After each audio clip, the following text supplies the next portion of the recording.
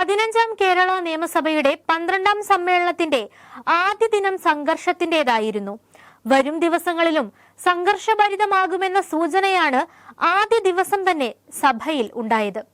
Speaker AN ഷംസീറിന്റെ മുന്നിൽ ബാനറുമായി പ്രതിപക്ഷ അംഗങ്ങൾ പ്രതിഷേധിക്കുന്നതിനിടെയാണ് മാത്യു കുഴൽനാടൻ MLA ഡയസിലേക്ക് കയറാൻ ശ്രമിച്ചത്. ഇതോടെ സമീപത്തുണ്ടായിരുന്ന വാച്ച് ആൻഡ് വാർഡ് അദ്ദേഹത്തെ തടഞ്ഞു. തുടർന്ന് കൂടുതൽ പ്രതിപക്ഷ MLAമാർ എത്തിയതോടെ ബലം പ്രയോഗിച്ച് വാച്ച് ആൻഡ് വാർഡ് തടയുന്ന സ്ഥിതിയുണ്ടായി. നിയമസഭയിൽ പ്രതിഷേധം നടക്കുന്നതിനിടെ പ്രതിപക്ഷ നിരയിലേക്ക് രോഷാകുലനായി നീങ്ങിയ മന്ത്രി V ശിവൻകുട്ടിയെ മുഖ്യമന്ത്രി തടയുന്ന ചിത്രം ചർച്ചയാവുകയാണ്. പ്രസംഗിക്കുന്നതിനിടെ തന്റെ സീറ്റിനരികിൽ കൂടി പ്രതിപക്ഷ നിരയിലേക്ക് പോകാൻ ശ്രമിച്ച ശിവൻകുട്ടിയെ മുഖ്യമന്ത്രി കയ്യിൽ പിടിച്ച് പിന്നോട്ട് വലിച്ചു.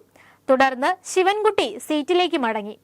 ഈ ചിത്രമാണ് ഇപ്പോൾ സോഷ്യൽ മീഡിയയിൽ നിറയുന്നത്. UDF ഭരണകാലത്ത് KM മാണി ബജറ്റ് അവതരിപ്പിക്കുന്നതിനിടെ സഭയിൽ നടന്ന കയ്യാങ്കളിയിലും ശിവൻകുട്ടി പ്രതിയാണ്. 2015 മാർച്ച് 13-നാണ് കയ്യാങ്കളിയുണ്ടായത്. ബാർക്കോഴയിലെ പ്രതിപക്ഷ പ്രതിഷേധമെന്ന് അതിരുവിട്ടു. സ്പീക്കർ ഡയസിലെ കസേരയടക്കം വലിച്ചെറിഞ്ഞു. ഡയസിൽ മുണ്ടുമടക്കി കുത്തി ശിവൻകുട്ടിയുടെ നടത്തം ഇന്നും പ്രസക്തം. സഭയ്ക്ക് 2,20,000 രൂപയുടെ നഷ്ടമുണ്ടായെന്നാണ് കേസ്. സുപ്രീം കോടതിയെ പ്രതികൾ സമീപിച്ചെങ്കിലും കേസ് റദ്ദാക്കിയില്ല. കേസിന്റെ വിചാരണ നടക്കുകയാണ്. മന്ത്രി ശിവൻകുട്ടിയും വിചാരണ നേരിടണം. ഇത് മനസ്സിൽ വെച്ചാകണം ഇന്ന് ശിവൻകുട്ടിയെ പിണറായി തടഞ്ഞത്. ഇതിനിടെ സ്പീക്കർ കാര്യോപദേശക സമിതിയുടെ 14ാമത് റിപ്പോർട്ട് മേശപ്പുറത്ത് വയ്ക്കാൻ മുഖ്യമന്ത്രിയെ ക്ഷണിച്ചു. റിപ്പോർട്ടിൽ ഭേദഗതി നിർദ്ദേശിച്ച് മുഖ്യമന്ത്രി സംസാരിക്കുന്നതിനിടെ മന്ത്രി V ശിവൻകുട്ടി മുഖ്യമന്ത്രിയുടെ ഇടതുവശത്തോടുകൂടി പ്രതിഷേധം നടക്കുന്ന ഭാഗത്തേക്ക് നീങ്ങാനായിരുന്നു ശ്രമം. പ്രസംഗിക്കുന്നതിനിടെ ഇത് ശ്രദ്ധയിൽപ്പെട്ട മുഖ്യമന്ത്രി പ്രസംഗം നിർത്താതെ തന്നെ ശിവൻകുട്ടിയുടെ കയ്യിൽ പിടിച്ച് പിന്നോട്ട് വലിക്കുകയായിരുന്നു. മുഖ്യമന്ത്രി നൽകിയ സൂചന മനസ്സിലാക്കിയ ശിവൻകുട്ടി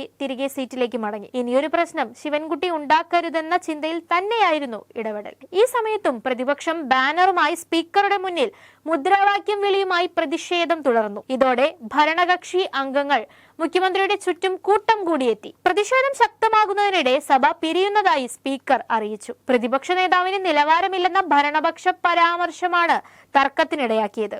ഇതിന് രൂക്ഷ ഭാഷയിൽ പ്രതിപക്ഷ നേതാവ് മറുപടി പറഞ്ഞു. അതേ ഭാഷയിൽ മുഖ്യമന്ത്രിയും മറുപടി നൽകി. ഇതോടെ വാക്കേറ്റമായി. സഭയ്ക്കുള്ളിൽ പ്രതിപക്ഷത്തിന് ചോദ്യങ്ങൾ ചോദിക്കാനുള്ള അവകാശത്തെ സർക്കാർ ചോദ്യം ചെയ്യുന്നതായി പ്രതിപക്ഷ നേതാവ് VD സതീശൻ ചൂണ്ടിക്കാട്ടി. ഈ രീതിയാണ് സ്വീകരിക്കുന്നതെങ്കിൽ ചോദ്യങ്ങൾ ചോദിക്കുന്നില്ലെന്നും പ്രതിപക്ഷ നേതാവ് വ്യക്തമാക്കി. സ്പീക്കറുടെ വിശദീകരണത്തിൽ തൃപ്തരാകാതെ പ്രതിപക്ഷം സഭയുടെ നടുത്തളത്തിലിറങ്ങി പ്രതിഷേധിച്ചു. പ്രതിപക്ഷം ചോദ്യോത്തരവേള ബഹിഷ്കരിച്ചു. അതിനുശേഷം ശൂന്യവേളയിൽ അടിയന്തര പ്രമേയത്തിന് അനുമതി കൊടുക്കില്ലെന്ന് ഏവരും കരുതി. എന്നാൽ അനുമതി നൽകിയ ഭരണപക്ഷം തന്ത്രപരമായി കരുക്കൾ നീക്കി. ഇതിൽ പ്രതിപക്ഷം വീണുപോയി. അങ്ങനെ സഭ ഇന്നത്തേക്ക് പിരിയുന്ന സാഹചര്യവും ഉണ്ടായി. ADGP RSS കൂടിക്കാഴ്ച, തൃശൂർ പൂരം കലക്കൽ, മലപ്പുറവുമായി ബന്ധപ്പെട്ട വിവാദ പരാമർശം, പോലീസിനും മുഖ്യമന്ത്രിയുടെ ഓഫീസിനുമെതിരെ PV അൻവർ MLA ഉന്നയിച്ച വിഷയങ്ങളിൽ സർക്കാരിനെ പ്രതിക്കൂട്ടിൽ നിർത്താനും മുഖ്യമന്ത്രിയിൽ നിന്ന് മറുപടി തേടാനുമാണ് പ്രതിപക്ഷത്തിന്റെ തീരുമാനം.